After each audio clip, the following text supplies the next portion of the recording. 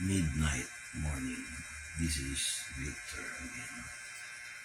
The Lord told me to remind you tomorrow, mamaya, meron tayong papuri at pagsamba. At mayroong gustong sabihin si Lord sa atin na kailangan nating magpuri, magpasalamat, sumamba sa Kanya.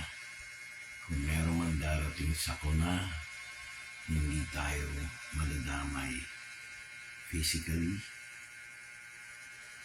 or biologically. Second, when we talk about finances, your job, your business, hindi maapektuhan. Kasi merong protective hedge ang Panginoon para sa atin. Hindi ko nalakasan ang boses ko kasi natutulog ang misis ko. Hindi ako makatulog 2 nights na. Sabi ni Lord sa akin, magsalita ka, Vic. So, hindi ito nananakot. This encourages you to pursue praises, thanksgiving, and most of all, worship. Mamayang 9:30, meron tayong papuri at pagsamba. If you remember yung dati kong post, this is the year of discontinuity of evil doings. There will be reckoning in all aspects of life dito sa Pilipinas. Kasi ang inanong ni Lord sa akin, hindi ito particularly, mga churches nagkakahati-hati, nag-aaway-away. Kasi yun ang nakikita ko. Ano pa to 2 nights na.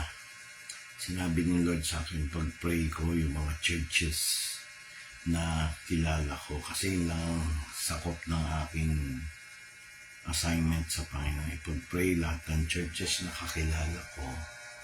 Na meron naman ako nakita mga alitan, pag-aaway, misunderstanding. Kaya sinabi ni Lord sa akin to, i-post ko to. Please pray for tomorrow's message. God is warning us. Pati sa gobyerno natin, pag-pray natin na manalo ang katotohanan. And there will be justice. Maraming religious groups ngayon napupunta sa dilim kasi lumalayo na sila sa instruction ng Panginoon. I'm not saying na perfecto ko. Pero yan ang warning. Pati mga pamilya may mga misunderstanding.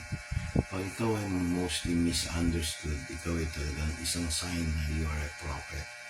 You don't need to be like Isaiah o Habakkuk, Obadiah, Malachi, Zechariah, Daniel, Joseph. Hindi naman kailangan gano'n. May mga modern prophets tayo na according to God's will. Mga kapatid, sa mga taga-Amparo Village na sakop ng Risen Christ Jesus Bible Church, let us prepare our hearts. Make sure you have time for praise and worship para pag dumating yung pagsubok na matindi, magsusurvive tayo, wala tayong problema. Father God, ako po'y lumalapit sa iyo. Pinananalify ko in Jesus Christ's name lahat ng gawa ng demonyo, lahat ng sakuna, lahat ng katatakutan, na warning mo, Lord, para hindi kami maswept away. Kasi sabi mo, Lord, in the time of adversity, we really have to pray. We have to come to your throne of grace. Lord, maging maganda ang Sunday, itong buong Sunday na to, starting with 12 o'clock kanina, for the rest of the day hanggang 12 o'clock, you will answer our prayer provided we give priority to worship, praise, and thank you, and study the Word. Meron kang prophetic message para sa mga bagay na sa bagay, Lord, wala ka namang sinabing hindi nagkatotoo sa written word mo. And to personal revelation, lahat nagkatotoo at walang pumalya.